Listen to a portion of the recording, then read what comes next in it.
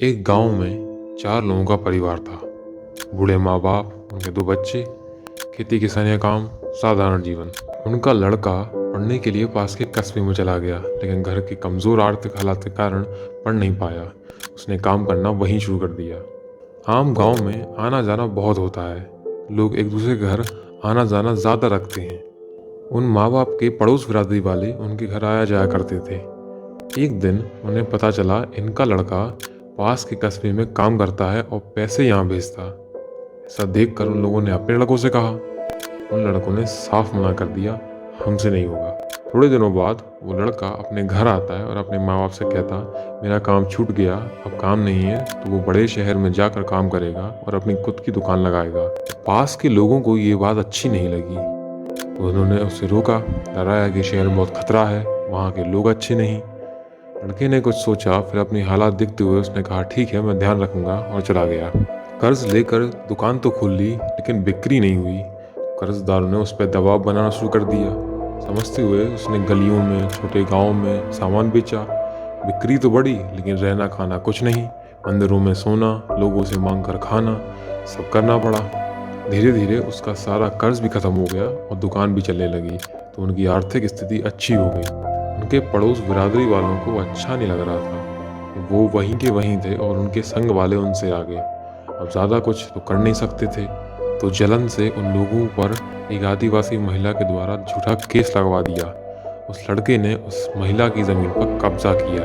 उन लोगों ने उस महिला को अपने साथ कर लिया, ये कहकर कि ज़मीन तुम्हारी हो जाएगी। उस आदिवासी महिला ने लालच के कारण कर्ज लेकर वहाँ के सरकारी अफसर को रिश्वत से झूठा मुकदमा लगवा दिया। केस हुआ तो तारीखें हुई, पैसा दोनों तरफ से खर्च हुआ। शहर से गांव की तहसील बहुत दूर थी, तो आना जाना बहुत ज़्यादा होता था। 7 महीने बाद जब फैसला आया, केस तो लड़का जीत गया, लेकिन शहर जाते वक्त सड़क दुर्घटना में उसकी मौत हो गई। इस आदिवासी महिला ने केस किया था, उस पर इतना कर्ज हो गया कि वो चुका ही नहीं पाई और उसने भी फांसी लगा ली।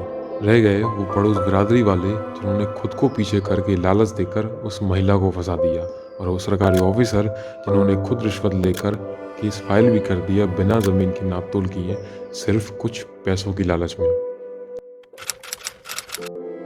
दबाव डालने के लिए आग लगा दे कि आज तुम्हें भुगतना ही पड़ेगा इसका मना कर। So the problem starts with feminism, the toxic feminism of modern society.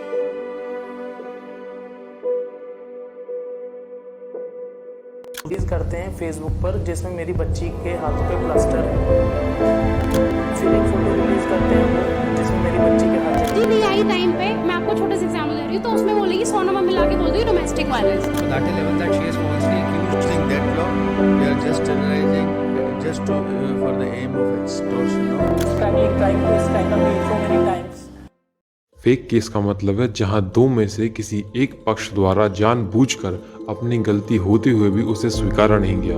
होता यह है कि अपनी गलती को मानने की बजाय उसे छिपाने की कोशिश की जाती है, और जब बिना गलती होते हुए भी किसी और को दोषी माना जाता है, उस हालात में न्याय के लिए कोई भी केस फाइल होता है। और लोग अपनी गलती मानते क्यों नहीं? इसका जवाब है हमारा जुडिशियल सिस्टम। देश भर की कोर्ट्स में लाखों केसेस पेंडिंग हैं। Pending before the Supreme Court or for that को आने में 24 वर्षों का लंबा समय लग गया। हमारे देश में न्याय मिलने की रफ्तार बहुत सुस्त है। एक जज साहब की ये भी सिफारिश थी कि मुझको बड़ा मकान मिलना चाहिए।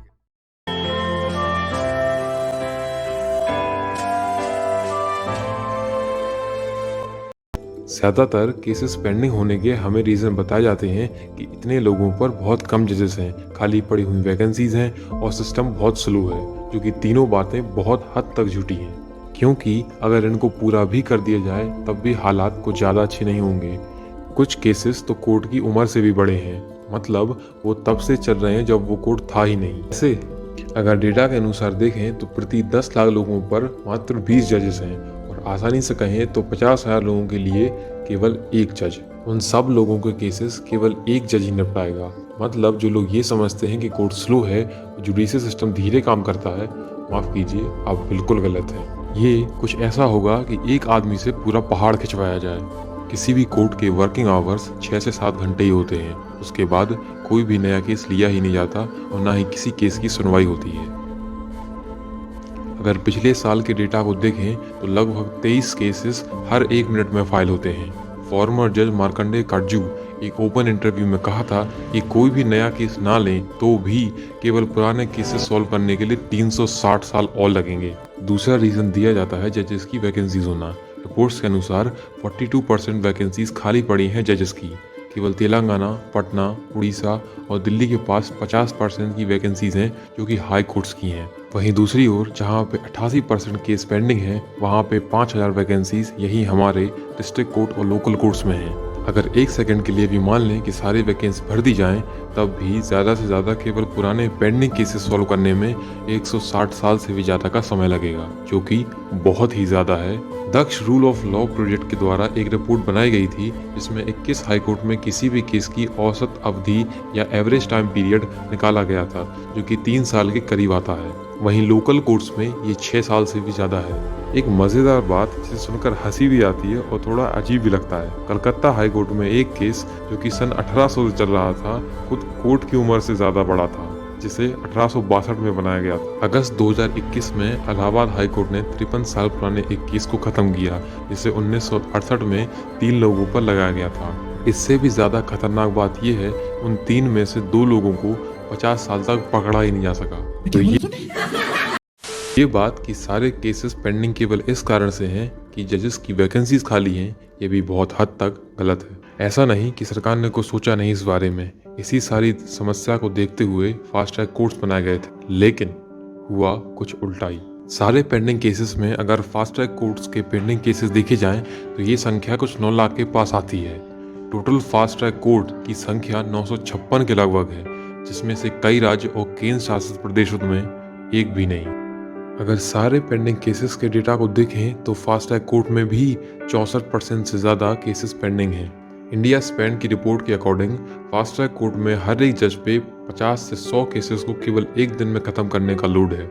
मतलब साफ है, रीज़न हमें दिए जा रहे हैं जुडिशियल सिस्टम के स्लो होने के, वे बहुत हद तक गलत हैं। जस्टिस प्रोसेस का स्लो होना भी सही है, क्योंकि जल्दबाजी में या गलत फैसलों के कारण कई लोगों की पूरी ज़िंदगी जेल में ही बीत गई बिना कुछ किए।